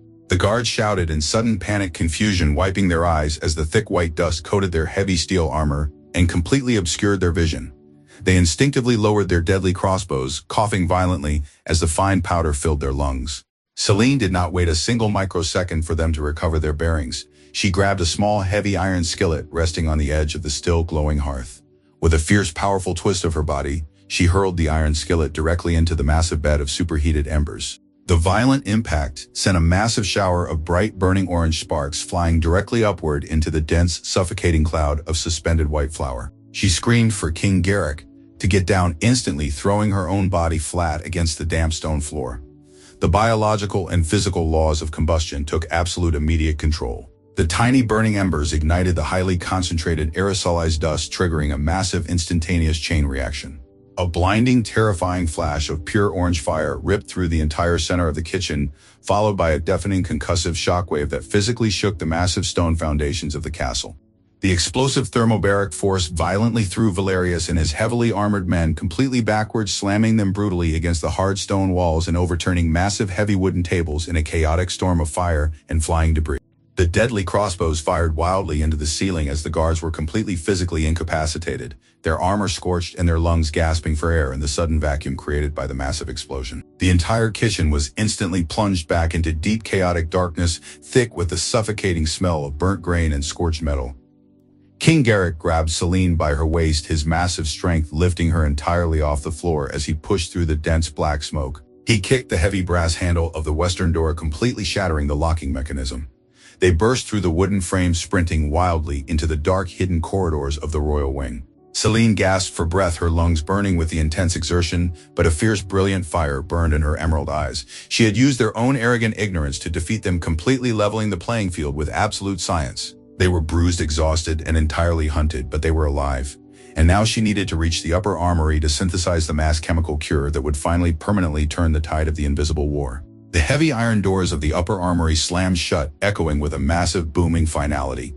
The Alpha King threw the heavy steel deadbolts into place, his massive muscles straining against the thick metal to ensure the barricade would hold. Selene leaned against the cold stone wall, her lungs burning fiercely as she tried to catch her breath. The massive explosive diversion in the kitchen had bought them a precious window of time, but it would not last long. The armory was a vast cavernous room lined with thousands of gleaming steel swords and heavy iron shields. But weapons of metal and wood were entirely useless if the men wielding them were completely paralyzed. Slumped against the racks of armor were 24 elite loyalist guards. They were the king's absolute inner circle sworn to protect the royal wing, but their eyes were glazed and heavy. Several of the massive alpha warriors had already collapsed onto the cold stone floor, their breathing incredibly shallow and their limbs entirely unresponsive. The sleeping nightshade had completely saturated their nervous systems, draining their immense lupine strength and turning them into helpless statues. King Garrick rushed to his fallen commander, shaking the massive warrior with a desperate heavy urgency. The commander only groaned a soft weak sound, completely unable to lift his heavy head. King Garrick looked up at Selene, his dark eyes entirely filled with a fierce desperate plea. He knew his own immense strength was not enough to fight an army alone. He needed his soldiers, and only she held the key to waking them up. Selene did not waste a single fraction of a second on fear or doubt. She moved directly to the center of the armory, where a large wooden table held massive clay jugs of emergency drinking water and simple medical supplies. She hauled her heavy leather satchel onto the table, ripping it open to access her precious chemical compounds. She knew exactly what she needed to reverse the heavy neurological paralysis of the nightshade. It required a massive systemic shock, a chemical surge powerful enough to instantly reboot their failing biological receptors. She ordered King Garrick to gather every heavy brass goblet he could find and line them up across the wooden table. Her voice was sharp and commanding, entirely devoid of the submissive hesitation she had worn for years. King Garrick obeyed immediately, moving with rapid blinding speed to assist the kitchen servant without a single ounce of his former royal arrogance. Selene pulled 3 large glass jars from her satchel. The first contained a highly concentrated extract of crushed winter mint, a botanical stimulant known for its violent awakening properties. The second held a dark gritty powder made from calcified bone and charcoal designed to rapidly absorb toxins directly from the stomach. The third was a delicate vial of pure liquid adrenaline, synthesized from the adrenal glands of mountain stags. She poured the emergency water into a massive iron mixing bowl, rapidly dumping the heavy powders and potent liquids into the center. She stirred the dark swirling mixture with a fierce, relentless energy. The liquid violently fizzed, releasing a sharp, icy vapor that stung her eyes. She told King Garrick that the chemical compound would be deeply painful to swallow, but it would forcefully strip the paralyzing nightshade from their cellular walls within a matter of minutes. Together, they moved rapidly through the armory, kneeling beside every single fallen guard. Selene held their heavy heads, tilting them back with steady, capable hands, while King Garrick forced the bitter, dark liquid down their throat. The massive alpha warriors choked and sputtered violently, resisting the harsh, acidic taste, but Selene spoke to them in a firm, unwavering voice, commanding them to swallow the medicine. She moved seamlessly from one soldier to the next, her emerald eyes entirely focused on the biological signs of recovery. She watched for the rapid dilation of their pupils, the sudden violent spike in their heart rates, and the deep flush of returning heat to their pale skin. She was actively rebuilding the broken army, one heartbeat at a time. Within exactly 3 minutes, the chemical catalyst began to take total absolute effect. The armory was suddenly filled with the loud, violent sounds of massive men gasping for air and coughing up the dark, toxic residue. The loyalist commander was the very first to push himself up off the floor, his large hands gripping his steel broadsword with returning crushing strength. He looked around in wild confusion, his blurry vision slowly focusing on King Garrick and the frail kitchen servant standing beside him. King Garrick placed a heavy hand on the commander's shoulder, his voice vibrating with absolute, undeniable authority. He announced to his recovering men that they had been violently poisoned by House Valerius, and that their lives had just been completely saved by the brilliant mind of the woman standing before them. The elite guards stared at Selene, their fierce predatory eyes filling with a deep, profound reverence. They recognized true, undeniable power when they saw it. Selene stood tall, under their intense, heavy gaze, her chest heaving with exhaustion. She wiped the dark chemical residue from her hands, her emerald eyes shining with a fierce, unconquerable light.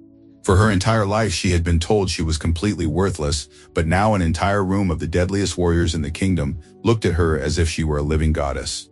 The massive shift in power was absolute and permanent, but the fleeting moment of triumph was suddenly brutally shattered. A deafening heavy horn blew from the grand hall, echoing violently through the stone corridors. The deep, terrifying sound signaled that Valerius had completely regrouped his massive forces and was marching directly toward the throne room to officially claim the crown. King Garrick drew his massive steel sword, the sharp metallic scrape ringing loudly in the tense silence. He looked at Selene, his dark eyes burning with absolute, unbreakable loyalty. The army was awake and the chemical cure was complete. Now it was finally time to step out of the shadows and permanently destroy the traitors in the light. The massive obsidian doors of the grand hall were violently thrown open. Lord Valerius marched into the cavernous room flanked by the highest-ranking nobles of his treasonous house. They wore their finest glittering silks and heavily polished armor, completely expecting to walk into a room of mourning and despair.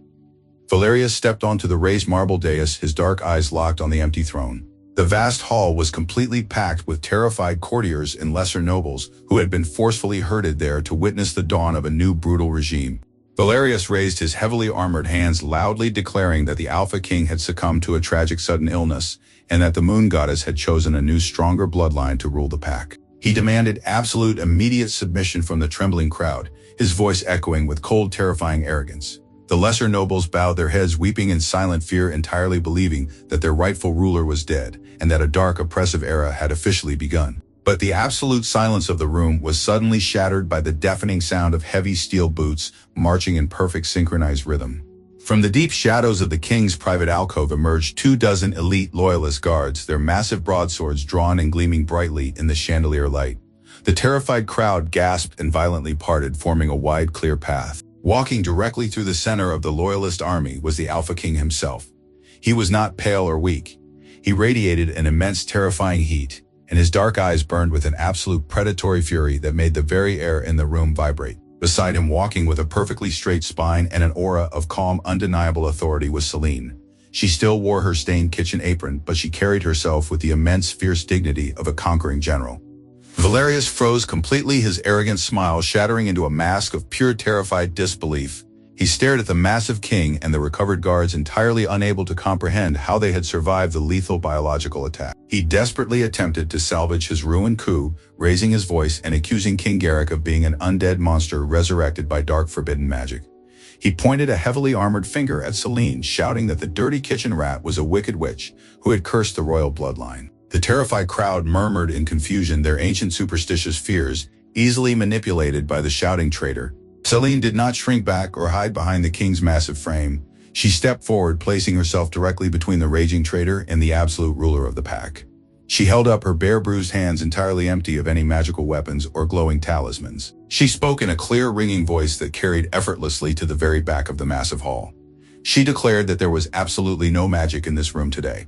She stated that there was only biological truth and cowardly chemical treason. She reached into her heavy leather satchel and pulled out the small glass vial containing the pale yellow liquid. She held it high for the entire glittering court to see. She explained with cold, absolute scientific precision exactly how King Garrick had been poisoned. She detailed the complex synthesis of deep forest widow root and fermented blue oleander sap. She did not use mystical metaphors or emotional pleas. She used raw, undeniable facts. She stated that the specific botanical poison left a highly unique chemical fingerprint entirely dependent on the soil composition where it was grown. She told the massive, silent crowd that the lethal oleander had reacted with an acid catalyst, turning pale yellow instead of bright crimson. She turned her piercing emerald eyes directly onto Valerius, declaring that the only territory in the entire vast kingdom with that specific highly acidic iron-rich soil was the private ancestral garden of House Valerius. Valerius' face turned an alarming shade of pale gray. He stammered, frantically denying the scientific evidence and calling her a lying servant. But Selene was completely relentless. She pulled out the second glass vial containing the murky gray water drawn from the outer barrel. She exposed his massive secondary plot, detailing exactly how he had used sleeping nightshade to systematically paralyze the loyalist army while they slept. She explained the rapid neurological decay and the exact chemical stimulant required to reverse it. Her brilliant mind systematically dismantled every single lie he tried to tell, weaving a flawless, undeniable web of biological proof. The glittering nobility listened in absolute stunned silence. They were a society built entirely on fangs and physical dominance, but they could not argue with the heavy, undeniable truth of her scientific logic. The court suddenly turned on Valerius, their superstitious fear entirely replaced by cold, furious outrage. The lesser nobles began to shout, demanding justice for the cowardly attack on their king. Valerius realized he had completely lost the war of public opinion. He drew his heavy steel sword with a desperate feral roar, lunging directly toward Selene in a final suicidal attempt to silence her brilliant mind. But the Alpha King was vastly faster. He moved with a blinding, terrifying speed, intercepting the traitor mid-stride. With a single massive strike of his bare hand, King Garrick shattered the heavy steel sword and threw Valerius violently to the cold marble floor. The elite loyalist guards immediately swarmed the fallen lord, dragging him away in heavy iron chains. The grand hall fell into a deep, heavy silence once again. The massive bloody coup had been completely permanently stopped, not by a brutal, endless war, but by the brilliant, calculated mind of a single invisible Omega. King Garrick stood panting slightly, his massive chest heaving with exertion. He turned around looking down at Selene. The entire glittering court watched them, completely mesmerized by the incredible, impossible power dynamic shifting right before their very eyes. Selene had stepped entirely out of the shadows and into the blinding light of history, entirely rewriting the rules of the kingdom, with nothing but raw intellect and unbreakable courage. The heavy iron doors of the grand hall slammed shut, completely sealing away the captured traitors. A profound, stunned silence settled heavily over the glittering nobility. They stared at the center of the room, entirely unable to process the massive tectonic shift in power that had just occurred. The invincible Alpha King stood tall, his chest heaving, as the last remnants of the adrenaline slowly faded from his veins. Beside him stood the fragile Omega kitchen servant, her simple stained apron contrasting violently with the opulent silk gown surrounding her. Yet the massive room felt entirely centered on her quiet, commanding presence. She had dismantled a brilliant bloody coup without shedding a single drop of blood, relying entirely on logic, chemistry, and undeniable absolute truth. The Alpha King turned away from his elite guards, entirely ignoring the terrified murmurs of the gathered lords and ladies. He walked slowly towards Selene, the heavy sound of his boots echoing loudly on the cold marble floor. He stopped directly in front of her, his massive lupine frame towering over her slight figure. The entire court collectively held its breath, entirely expecting King Garrick to reward the lowly servant with a bag of gold or a permanent position in his kitchens before dismissing her back to the shadows. That was the brutal, ancient way of their society. An Omega was a useful tool, but never an equal partner. But King Garrick did not reach for his purse. He looked deep into her brilliant emerald eyes, his dark gaze burning with an intense, heavy reverence that sent a massive shockwave of pure shock through the observing. He spoke in a loud, booming voice, entirely ensuring that every single person in the cavernous hall heard his exact words.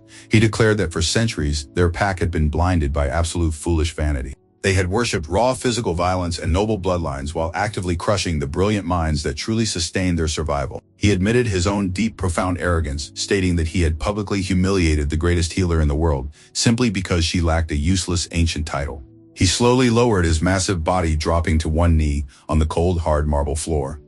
A collective, massive gasp ripped through the grand hall. The absolute ruler of the pack, the most feared predator in the kingdom, was publicly kneeling before an unadorned kitchen servant. King Garrick reached out gently, taking her bruised, calloused hands in his own massive, scarred ones. He stated with deep, raw emotion that she had not just saved his physical life, but she had completely resurrected his broken soul. He told her that his massive strength was entirely useless without her brilliant guiding mind. He swore a heavy, unbreakable oath, declaring that he no longer wanted a submissive mate to quietly bear his heirs. He wanted an absolute equal. He wanted a true partner to stand beside him and tear down the rotting foundations of their ancient oppressive world. He looked up at her, his voice dropping to a fierce, intimate rumble that bypassed her ears and settled directly into her bones. He asked her to be his queen. He asked her to bring her massive intellect completely out of the shadows and rule the pack not through fear or violence, but through science, logic, and absolute undeniable truth. Selene stared down at the massive, powerful king kneeling at her feet. The chaotic adrenaline of the biological crisis finally vanished, entirely replaced by a deep, calm, powerful clarity. She remembered her mother burning in the mud, her vast scientific knowledge completely destroyed by a brutal, ignorant society. She remembered the long, agonizing years she had spent scrubbing grease, entirely forced to hide her brilliant mind just to stay alive. She felt the heavy warmth of his large hands entirely covering her bruised fingers. It was not a mystical lupine bond controlling her destiny. It was a conscious, heavy choice. She slowly squeezed his hands, her emerald eyes blazing with an intense, unyielding fire. She spoke in a calm, ringing voice that completely silenced the terrified murmurs of the court. She accepted his claim, but she attached a massive, unshakable condition. She declared that, as queen, she would not sit quietly on an obsidian throne wearing pretty useless. She stated that the dark ages of ignorance were completely, permanently over. She pulled King Garrick up to his feet, her slight frame suddenly feeling completely equal to his massive height. She turned to face the stunned, terrified nobility, her voice vibrating with absolute, undeniable authority. She announced that the kingdom would no longer be ruled by the sharpness of a fang, but by the absolute brilliance of the mind, and anyone who opposed her scientific reign would be entirely crushed by the massive weight of progress. The heavy iron gates of the royal courtyard stood permanently wide open, welcoming the bright, warm sunlight of early spring. The massive stone training grounds where elite alpha warriors used to brutally spar and shed blood for empty glory were completely, permanently transformed.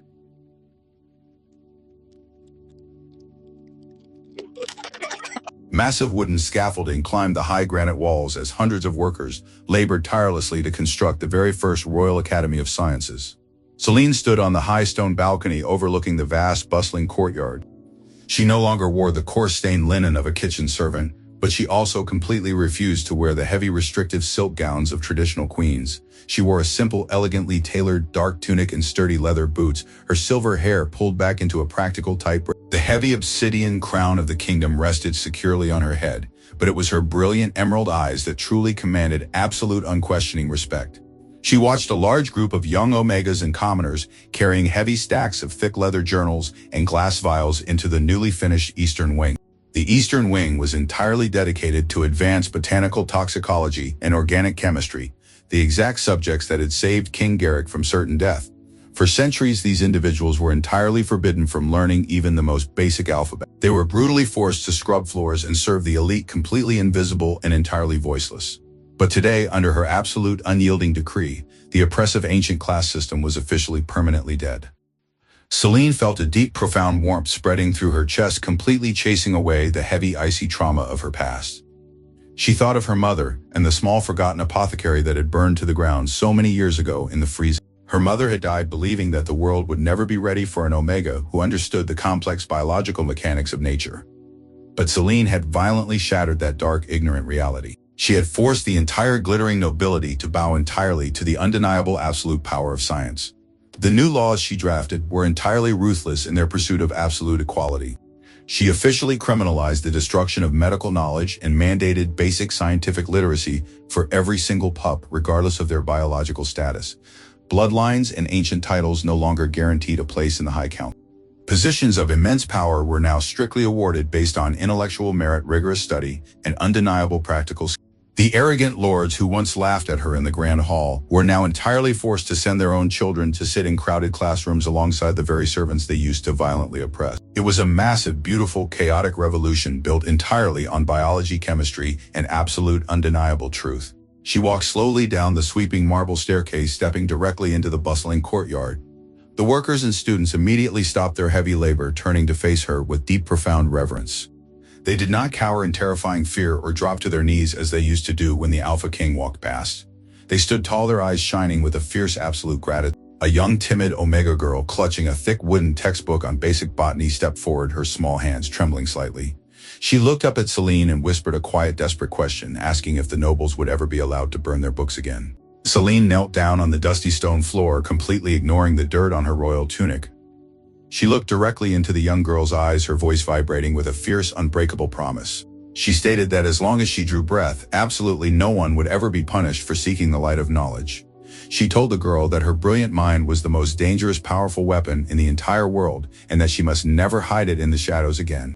The young girl smiled a massive, radiant smile, pulling the heavy textbook tightly against her chest as she ran off to join her fellow students. A heavy, warm hand gently rested on Selene's shoulder. She did not need to turn around to know it was the Alpha King. His immense, comforting presence was entirely unmistakable, radiating a deep, steady heat that perfectly matched her own fierce intellectual fire. He stood beside her, watching the massive courtyard with dark, proud eyes. He wore no armor today, only the simple dark clothing of a working ruler entirely aligned with his brilliant queen. He spoke in a low, deep rumble, stating that the high lords of the outer provinces were still furiously complaining about the new radical laws. He mentioned that a few ancient noble houses were secretly threatening to entirely withdraw their vast wealth from the royal treasury and isolate their massive territories in protest of the academy.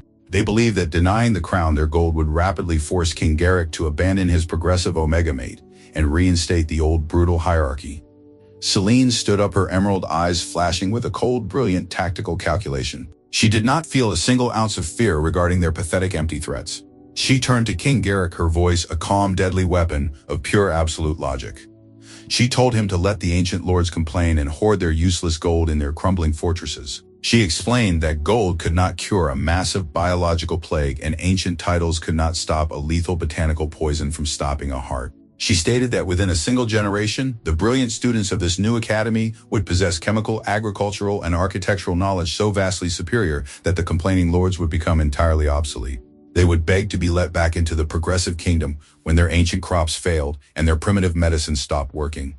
King Garrick smiled a slow, fiercely predatory smile, his absolute total devotion to her brilliant mind burning brighter than ever. He agreed, completely declaring that the future belonged entirely to those who understood the mechanics of the earth, not those who merely bled on it. But as they looked out over the massive growing academy, a sudden urgent messenger arrived, breathless and covered in heavy road dust. He handed King Garrick a heavily sealed parchment, his voice trembling with sheer absolute terror as he announced that a massive unnatural sickness was rapidly sweeping through the deep northern borders, and the local elite physicians were entirely completely baffled. The internal political war against ignorance was over, but the ultimate biological test of their new progressive world had just terrifyingly begun. 10 years had passed since the massive heavy wooden doors of the Royal Academy first opened completely forever, altering the deeply entrenched biological destiny of the kingdom. The terrifying unnatural sickness that had swept through the harsh northern borders was entirely eradicated within a single grueling month, not by ancient glowing salves or foolish desperate prayers, but by the relentless mass distribution of a precise botanical antibiotic synthesized directly in Selene's new laboratories. That massive, undeniable medical victory had entirely shattered the last remaining pockets of stubborn noble resistance. The arrogant high lords who had once fiercely threatened to withhold their heavy gold and isolate their ancient territories were rapidly forced to bow their heads and humbly beg for the queen's life-saving chemical cures. Selene stood on the high stone balcony of the newly rebuilt royal citadel, the warm, gentle breeze of early spring carrying the sweet, heavy scent of blooming mountain jasmine. She looked down at the sprawling, massive capital. The deep, cruel shadows of the past had been entirely washed away by the brilliant, unstoppable light of progress. The dark, damp underground cellars where Omegas were once brutally forced to scrub grease and hide their brilliant minds were permanently, completely sealed. In their place stood towering, massive hospitals and open-air universities where students of every single biological rank worked side by side. She watched a massive, diverse group of young, energetic scholars running across the bustling, sunlit courtyard below, carrying heavy glass beakers and thick leather-bound journals. Among them, completely, entirely indistinguishable from the commoners and the working-class Omegas, was her own young son.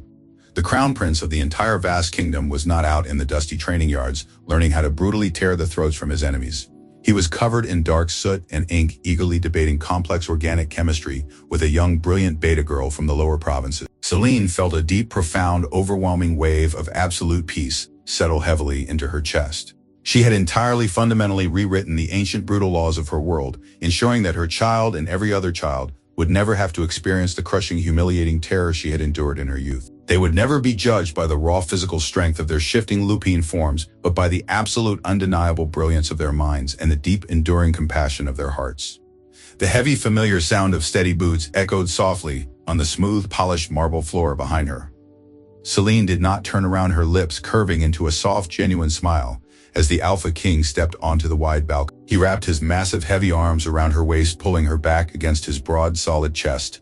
The intense, radiating heat of his body was a permanent, comforting anchor in her vastly complex scientific world. 10 grueling years of intense political reform and massive societal rebuilding had added a few distinguished silver streaks to his dark, thick hair, but his immense physical power and his absolute, unwavering devotion to his queen remained entirely, completely unbroken. He rested his heavy chin on the top of her head, looking out over the thriving, massive city they had built together. He spoke in a low, deep, resonant rumble vibrating gently against her spine. He told her that the visiting aristocratic ambassadors from the Eastern Territories were entirely, absolutely terrified of her. He laughed, a soft, heavy sound entirely devoid of his ancient royal arrogance, explaining that the wealthy ambassadors had expected a submissive, quiet Omega, but were completely intellectually dismantled by her complex agricultural trade treaties before the noon bell even chimed. Selene leaned back into his warm, heavy embrace, feeling the steady, powerful, reassuring rhythm of his heartbeat against her shoulder blades. She replied in a calm, steady, confident voice that the Eastern Territories would simply have to adapt to the new absolute progressive reality, or they would be entirely, permanently left behind in the dark ages of ignorance. She turned completely around within his massive arms, looking up into his deep, dark eyes. The profound, heavy respect and the intense, burning passion looking back at her was a monumental testament to their incredible journey. They had started in the lowest, darkest depths of absolute public humiliation and bitter resentment. He had been a completely blind, arrogant predator, and she had been an invisible, terrified victim, hiding her brilliant soul in the cold, damp dirt of the kitchen cellars. But they had chosen to completely tear down their ancient, toxic world and rebuild it on a massive, indestructible foundation of undeniable truth and absolute mutual equality. He lifted a large, heavily scarred hand, gently brushing a stray lock of silver hair behind her ear. The physical touch was incredibly tender, entirely contradicting his massive, terrifying lupine strength. He stated with deep, raw, heavy emotion that she was the absolute greatest miracle the universe had ever violently thrown into his ignorant path. He told her that he loved her, not because she was his fated biological mate, dictated by ancient archaic rules, but because her brilliant, unbreakable mind challenged him to be a significantly better man every single day of his life. Selene reached up, resting her own calloused hands against the rough, heavy stubble of his jawline. She knew with absolute, undeniable scientific certainty that love was an incredibly complex biological chemical reaction, but the deep, profound, magical connection she shared with this massive, powerful man transcended every single measurable metric she had ever rigorously studied. She pulled his heavy face down, pressing her lips to his in a deep, slow, incredibly passionate kiss that sealed their absolute monumental victory. They stood together on the high sunlit balcony, two equal, absolute sovereigns ruling a brilliant, thriving empire forged entirely from the ashes of ignorance. Her story has come to an end, but our journey together continues. If you found this story inspiring and meaningful, please like the video to support me. Don't forget to subscribe to the channel and turn on notifications so you don't miss the next empowering stories. And if you have any thoughts about characters, her journey, or want to share your own story, please comment below. I really look forward to reading and chatting with you. Disclaimer: this video is a work of fiction created with the assistance of artificial intelligence. All characters, settings, and events depicted are entirely imaginary and are not intended to represent real-life people or situations. Please view for entertainment purposes only.